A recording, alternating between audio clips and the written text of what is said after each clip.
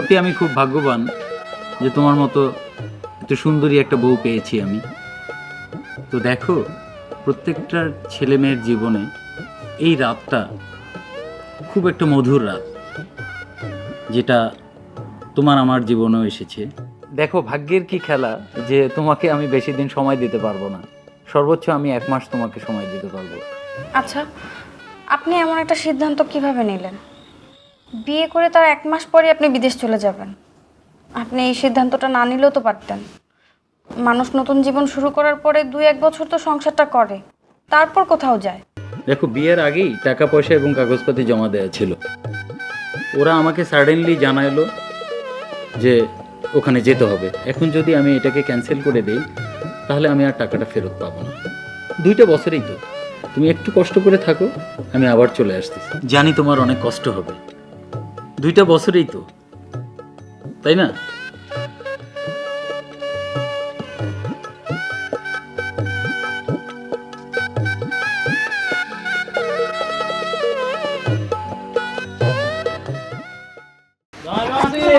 তাড়াতাড়ি আসো, দেরি হয়ে যাইতেছে তো। আহা, এত চেঁচাইও না তো, আসুক। মাইয়াটা কি কান্নাকাটি করতেছে তুমি দেখতেছো না?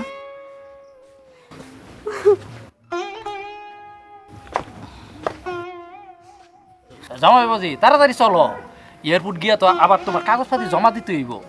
আরে বিদেশে যাওয়ার জন্য এয়ারপোর্ট গিয়ে 2 ঘন্টা আগে বসে থাকতে হবে। আরে এইটা তো আর বাস না যে একটা গেল আরেকটা দাদা মনে। আহা, তুমি একটু থামো না। কত দিনের জন্য যাইতাছে, মনটা অনেক খারাপ লাগতাছে, বুঝোই তো তুমি। বাবাজি, যাওয়ার যেহেতু মন নিছো, যাওয়া তো লাগবেই। দেরি করে দরকার নাই, যাও। ঠিক আছে মা, আমি চলে যাচ্ছি। তো আপনাদের উপর একটা দায়িত্ব দিয়ে যাচ্ছি, সেটা হলো আমার এই সংসার এবং আমার স্ত্রী আপনাদের কাছে রেখে গেলাম। আপনারা আমার স্ত্রীকে দেখে শুনে রাখবেন। আমি প্রত্যেক মাসে যা খরচের টাকা আসে আমি একটু পাঠিয়ে দেব। আর আমাকে 2টা বছর সময় দেন, আমি 2 বছর পরে একবারেই চলে আসবো, এখানে এসে সেটেল হয়ে যাব। ঠিক আছে বাবাজি, আমরা সব দেখে শুনে রাখবো। আর তুমি যেহেতু যাওয়ার মন নিছো, আর দেরি করে দরকার নাই। তোমার শ্বশুর যেহেতু বলতেছে যে ওইখানে একটু আগে যায় থাকতে হয়, তাইলে আল্লাহর নাম নিয়ে বের হয়ে যাও। তুমি এক কাজ করো, ওই মায়েরারে নিয়ে ঘরে যাও, আমি জামাই বাবাজিরে এয়ারপোর্ট পর্যন্ত পৌঁছে দিয়ে আসি। আচ্ছা, যাও। চলো জামাই বাবু। ঠিক আছে বাবা, চল।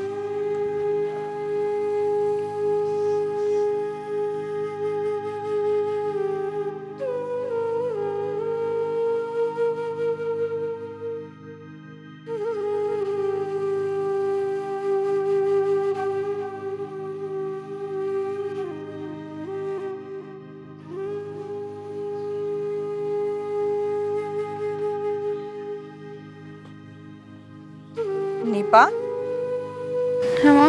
কি রে, তুই এখনো এখানে মন খারাপ করে বসে আছিস? তোরে না আমি কতবার করে বলছি যে তুই যদি এভাবে মন খারাপ করে থাকিস, তাইলে আমি বা তোর বাবা কেউই ভালো থাকি না। তোরা তো কিসের চিন্তা? মা, তোমরা একদমই কাজটা ঠিক করো নাই। আমারে আবার তোমরা বিয়ে দিলা। 6 মাস না হইতে তোমরা আবার আমার বিয়ের লেগে পাগল হয়ে গেছো। একটা মানুষ নিখোঁজ, অন্তত তার জন্য 1টা বছর তো অপেক্ষা করতে পারতা।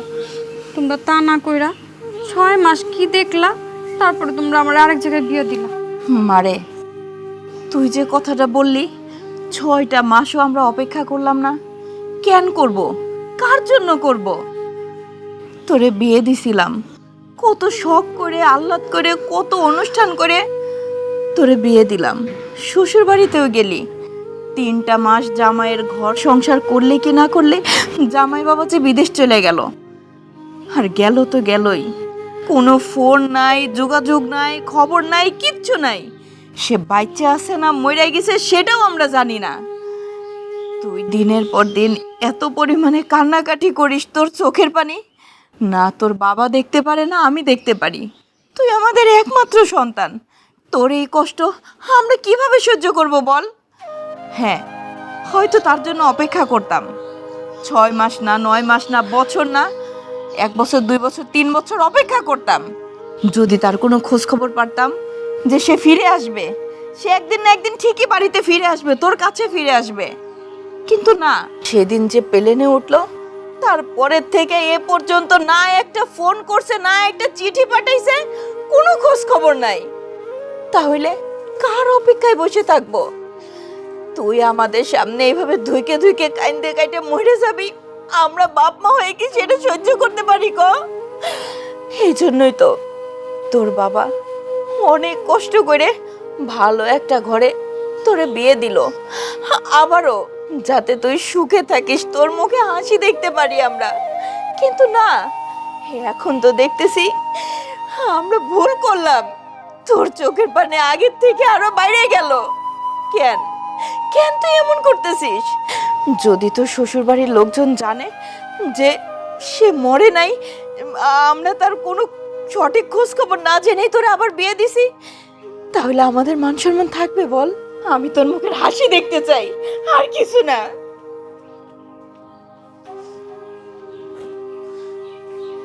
মারে, আমি তোকে সব কথাই শুনছি রে মা। একটা মা বাপ তার নিজের সন্তানরে বারবার কি বিয়া দিতে চাই ইচ্ছা কইরা? আমরা তোরে কেন আরেক জায়গায় বিয়া দিছি? আজকে একটা বিপদে পড়ছি, অ্যাক্সিডেন্ট হয়েছে, সেই জন্যই তো দিচ্ছি। তুই কোনো চিন্তা করিস না, তোর শ্বশুর বাড়িতে লোক আইব তোরে নিতে। তুই আগের সংসারের কথা চিন্তা কইরা তুই এই সংসারটা নষ্ট করিস না, বলে যেন তারা জানতে না পারে। আমি তাকে বলছি যে আগের স্বামীটা মারা গেছে। চল মা, ঘরে চল।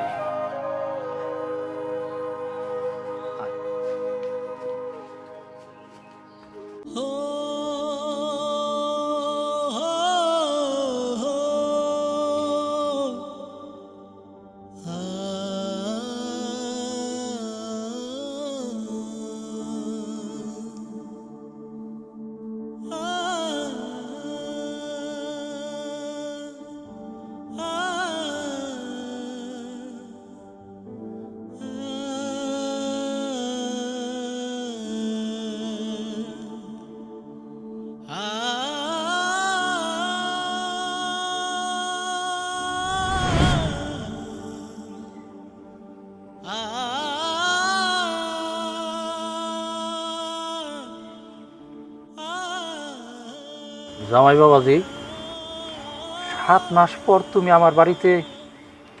এই 7 মাসের মধ্যে তো তুমি আমারে কোনো একটা ফোনও দেও নাই। কই ছিলা, কি হয়েছিল, কিছুই তো জানাইলা না। আর কেমন আছো বাবাজি? বাবা, আপনি হয়তো জানেন না, এই বিগত 7 মাসে যে আমার উপর দিয়ে কী ঝড় বয়ে গেছে। আমি যে জানটা নিয়ে ফিরে আসতে পারছি বাংলাদেশে, এটা আল্লাহর কাছে লাখ শুকরিয়া। আব্বা চলেন আমরা ভিতরে যাই, ভিতরে গিয়ে বাকি কথা সব কথা হবে সবার সামনে। না বাবাজি, তোমার ভিতরে যাওয়া যাইব না। তুমি আসছো, তুমি এইখান থেকে চলে যাও। আব্বা, আপনি এগুলি কি বলতেছেন? আমি আপনার জামাই, আমি এখান থেকে চলে যাব মানে? আমি তো বুঝতেছি না ব্যাপারটা। হ্যাঁ, তুমি 7 মাস আগে আমাকে জামাইছিলা, কিন্তু এখন আর না। তুমি আমার বাড়িতে চলে যাও।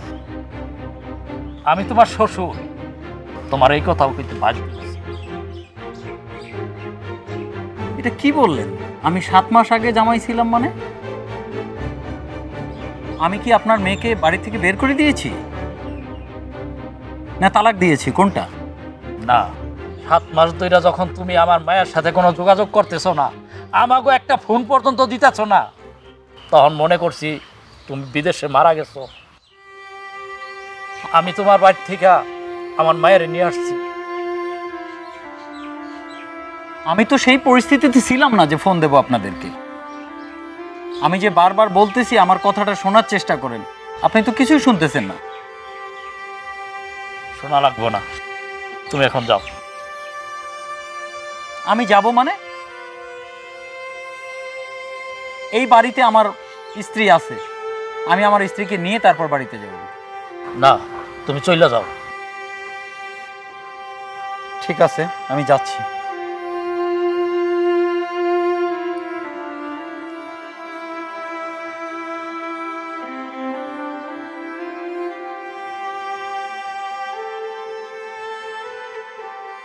নিপার মা, নিপার মা, নিপার মা আরে কি ব্যাপার, কি হয়েছে?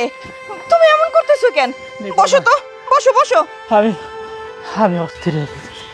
নিপার মা, আমার মাথাটা ঘুরাইতেছে নিপার মা। অনিপা, সর্বনাশ হয়ে গেছে। তাড়াতাড়ি এদিকে আয়, কি হয়েছে? হ্যাঁ, নিপার মা, আব্বা কি হয়েছে তোমার? তোর বাপি যেন কেমন করতেছে। নিপার মা, সর্বনাশ হয়ে গেছে। মারে তুই একটু ঘরে যা। আচ্ছা আব্বা।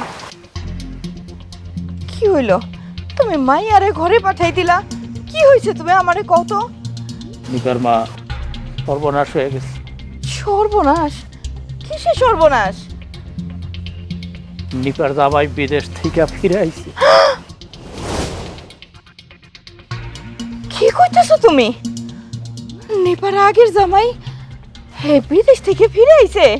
ও তুমি কি কইতেছো, হ্যাঁ না মরে গেছে? না, মরে নাই। আমার লগে রাস্তায় দেখা হইছে, সে বিদেশ থেকে ফিরে আইছে। আমি তারে বাড়িতে ঢুকতে দেই নাই, তারে বিদায় করে দিছি। আস্তে কো, মাইয়া শুনে ফেলবো। মাইয়া এই কথা শুনলে ও তো বাঁচবো না। ও তো এই জামাই সংসার করবো না, ও তো আগের জামাইয়ের কাছে যাইবো গা। এখন কি হইব? আমরা আমরা কি ভুল করে ফেললাম নিবার বাপ? নিপার মা, তুমি এক কাজ করো, নিপারে শ্বশুর বাড়িতে পাঠায় দাও। এই বাড়ির লোকজন যেন, এই জামাই যেন জানতে না পারে যে আমরা নিপারে এই বাড়ি তাই না, নিপারে আরেক জায়গা বিয়া দিয়ে দিয়েছি। এটা তুমি কি কথা কইতেছো? এত বড় কথা কি গোপন থাকবো? একদিন না একদিন ঠিকই জানাজানি হইব। আর আমার নিপা যদি জানতে পারে, তাইলে ওর কি অবস্থা হইব? ও তো একুলো হারাইলো, ও কুলো হারাইলো। জানা যায় আগেই তুমি এই ব্যবস্থা করো, পরে যা হওয়ার হইব না। যাও, আমি যেটা কইছি সেটা করো গিয়ে আগে। ঠিক আছে, আমি এখনই ব্যবস্থা করতেছি।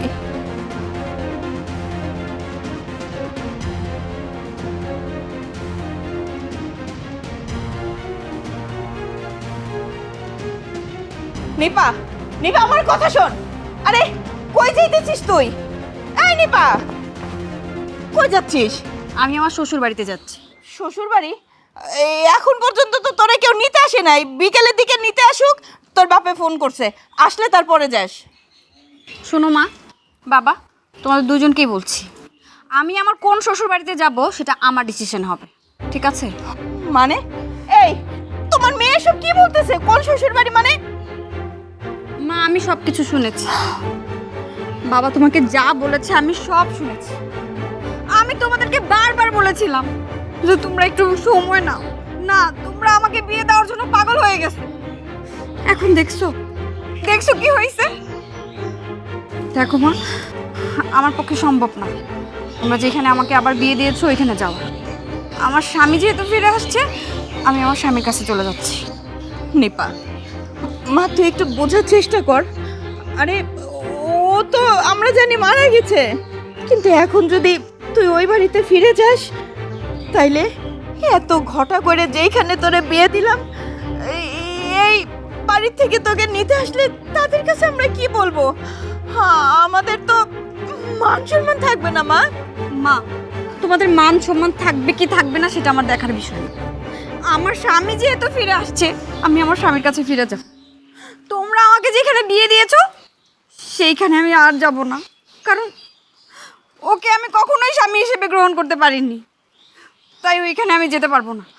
তোমরা থাকো তোমাদের মান সম্মান নিয়ে, আমি গেলাম। নিপা, নিপা আমার কথা শোন। ওগো, ওগো আমার কি সর্বনাশ হলো? মেয়ে যদি ওর আগের স্বামীর কাছে ফিরে যায়, তাইলে এই যে দ্বিতীয় জামাই বাবাজি, আমিরা ওর ফ্যামিলির কাছে কি জবাব দিব? আমাকে মুখ থাকবো না তো। নিপার মা, আমি কিছুই বুঝতেছি না এখন কি হইব। আমি আমি কি করব কিছুই বুঝতেছি না নিপার মা। চতুর্দিক আমার কাছে অন্ধকার হয়ে আসতেছে নিপার মা, আমি কি করব?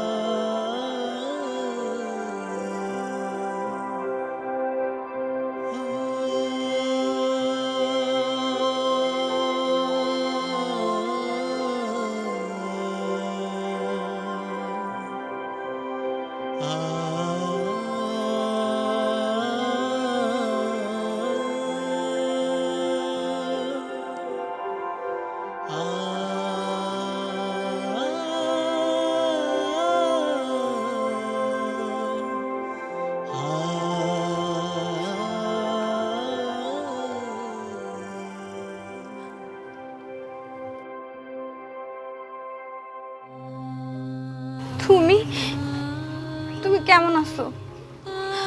আরে এতদিন তোমার কোনো খোঁজ খবর ছিল না, তুমি কোথায় ছিলা? একটা ফোন দাও নাই, একটা চিঠি দাও নাই, তোমার কোনো খোঁজ খবর পাই নাই। তুমি কোথায় ছিলা বলো? কথা বলতেছো না কেন? সে অনেক কথা, এই কথা যদি তোমাকে আমি এখানে বলি, তোমার চোখের পানিতে এখানে সমুদ্র হয়ে যাবে।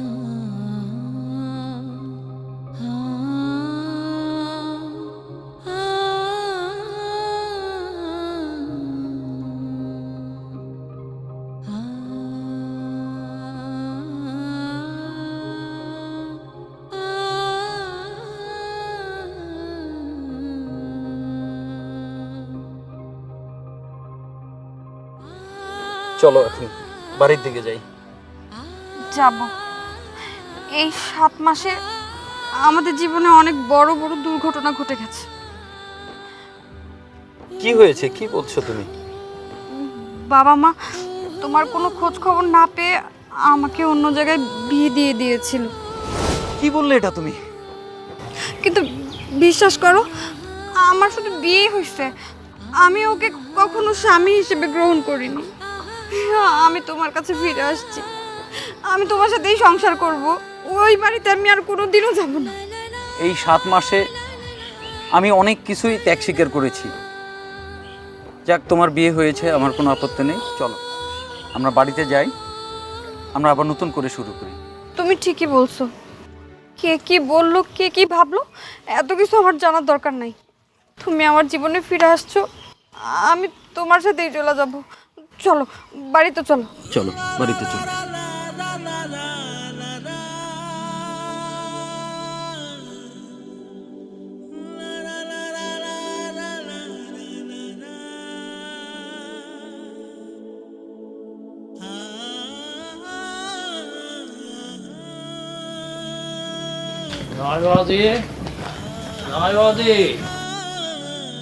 কি ব্যাপার আপনারা? বাবা মা তোমরা? আমরা আইছি জামাই বাবুজির কাছে একটু। কেন, আপনি তো আমি আপনার বাড়ির জামাই না বলে আমাকে বাড়ি থেকে অপমান করে তাড়িয়ে দিয়েছেন, তারপরে আবার আপনারা কেন এখানে? দেখো জামাই বাবুজি, আমগো বয়স হয়েছে, তোমরা একটা ভুল করতে পারো, আমরা তো ভুল করতে পারি না। আবেগের বসে আমার মায়েরা তোমার বাড়িতে ছুটে আসছে, কিন্তু আবেগ দিয়া তো সবকিছু হয় না। তুমি যখন বিদেশ থেকে কোনো খবর নিতেছো না, তখন আমার মায়েরা আমার বাড়িতে আইনা আমি আরেক জায়গায় বিয়ে দিছি। তোমার কাছে আমরা ডিভোর্স লেটার পাঠাইছিলাম, সেই কাগজ আমার কাছে আছে। এখন যদি তুমি আমার মায়েরা তোমার বাড়িতে রাখো, এইটা তো সমাজ, আইন কোনো কিছুই মানবো না। আমরা তো একটা সমাজ নিয়ে বাস করি। আর তোমার ওইটা ঠিক না, তাই কইছিলাম কি, আমি চিন্তা ভাবনা করছি তুমি কাজী অফিসে নিয়ে আবার নতুন করে বিয়েটা পড়াই দিতে চাই। হ, তোমার শ্বশুর একদম ঠিক কথাই বলছে। আমার মেয়ে যেহেতু তোমার সাথে সংসার করতে চায়, সেইখানে আমি বা তোমার শ্বশুর বাধা দিয়ে তো কোনো লাভ নাই। আর তাছাড়া তোমার কোনো খোঁজ খবর পাই নাই, তুমি বাইসে আছো না মরে গেছো সেটাও আমরা জানতাম না। তাই বলে তো আর আমার এত ছোট বয়সী মাইয়ারে এইভাবে রাখতে পারি না। এই জন্য তারে আমরা একটা বিয়ে দিছিলাম, সেইখানে সে সংসার করবে না, সেই জামাইয়ের সাথে সে উঠা বসাও করতো না, কথাও বলতো না। ওই জামাই আমারও অনেকবার জানাইছে, তার পরিবারও জানাইছে। সে যেহেতু তোমার বাড়িতে চলে আসছে, তুমিও ফিরে আসছো, এই কারণে আমরা ওই বাড়িতে সব খবর জানাই দিছি যে আমার মাইয়া আপনাকে পোলার সংসার করব না, সময় মতন আমার মাইয়া ডিভোর্স লেটার পাঠাই দিব, আপনারা আপনাদের মতন আপনার ছেলের আর এক জায়গায় বিয়ে দিয়েন। এই জন্য বলতেছিলাম বাবা, তুমি যেহেতু ফিরেই আসছো, দুইজনরে নিয়ে ঘর সংসার করতেছ, এই জন্য তোমার শ্বশুর যেটা বলছে সেটাই করব। চলো আমরা কাজে অফিসে যাই। মা বাবা, আমি যেহেতু আবেগের বশে এই সংসারে চলে আসছি, তোমরা যা ভালো মনে করো তাই করো, কিন্তু আমার একটাই কথা, আমি এই সংসার ছেড়ে কোথাও যাব না। মা, ও যেটা বলছে এটাই আমার কথা। এখন আপনারা জানতে চেয়েছিলেন না যে আমি বিদেশ থেকে কেন যোগাযোগ করিনি? আমি আসলে গিয়ে একটা চক্রের মধ্যে পড়ে গেছি। মা, আমি ওখানে দীর্ঘদিন বন্দি ছিলাম। প্রতিটা মুহূর্তে আপনাদের জন্য, আমার স্ত্রীর জন্য হাউমাউ করে কান্না করতাম, কিন্তু কোনো লাভ হয়নি। পরিশেষে আমি যখন মুক্তি পেলাম, ছুটে আসলাম আপনাদের কাছে। এখন আপনাদের সিদ্ধান্ত যেটা, আমারও সেটাই সিদ্ধান্ত। আমি আর এই সংসার ছেড়ে কখনো কোথাও যাব না, আমি বিদেশেও যাব না আর। ঠিক আছে বাবা, তোমার আর কোথাও যাইতে হবে না। তুমি এই দেশে যেটা পারো সেটাই করে তোমার সংসার চালাও। মা, আর দেরি করিস না, তোর বাবা কাজী অফিসে গিয়ে কাজীরে সব বলছে। চল। চলো। চলো।